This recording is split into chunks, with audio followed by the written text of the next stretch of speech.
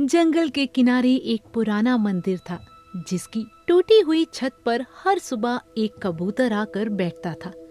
उसी के पास एक ऊंचे पेड़ पर रहता था उसका सबसे अच्छा और सच्चा दोस्त, एक समझदार कौवा।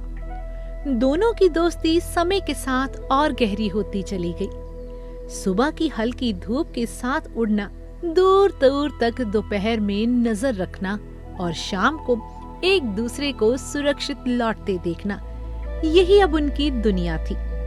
लेकिन दोनों में एक फर्क था। कबूतर दिल से सोचता था और कौवा दिमाग से।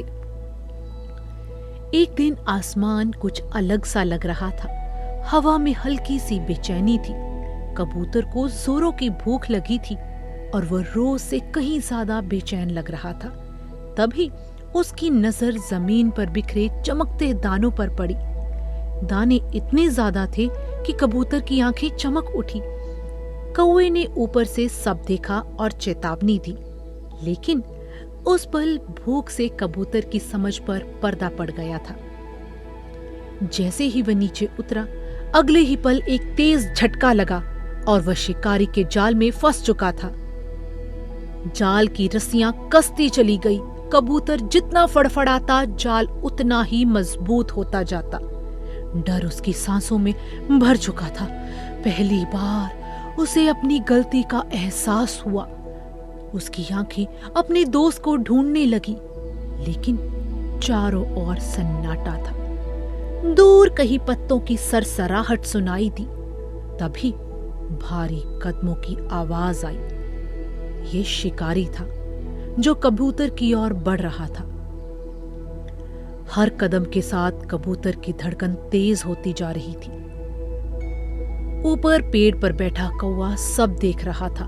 उसका भी दिल घबराया हुआ था, लेकिन उसने खुद को संभाला। उसे पता था कि ताकत नहीं, इस समय सोच और समझ से काम लेना होगा।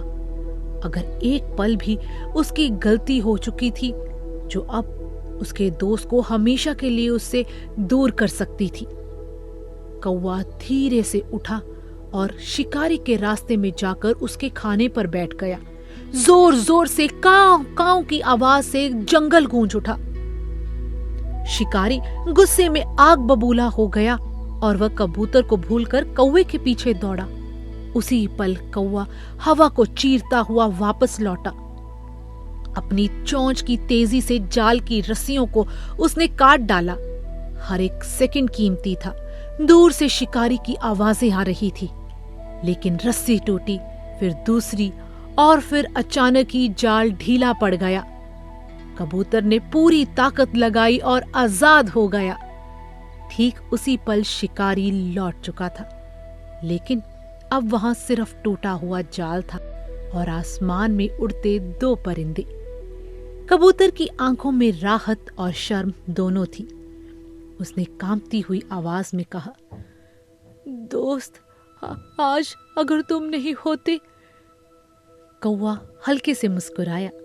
उसे किसी तारीफ की जरूरत नहीं थी। दोनों आसमान में साथ उड़ते हुए दूर निकल गए।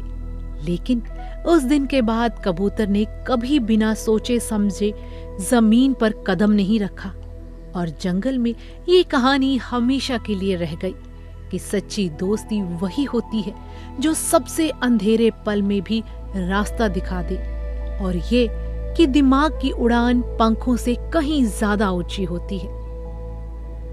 आपको इस कहानी से क्या शिक्षा मिली? अपने सच्चे दोस्त के साथ बिताए कुछ पल हमारे साथ कमेंट बॉक्स में जरूर शेयर कीजिएगा।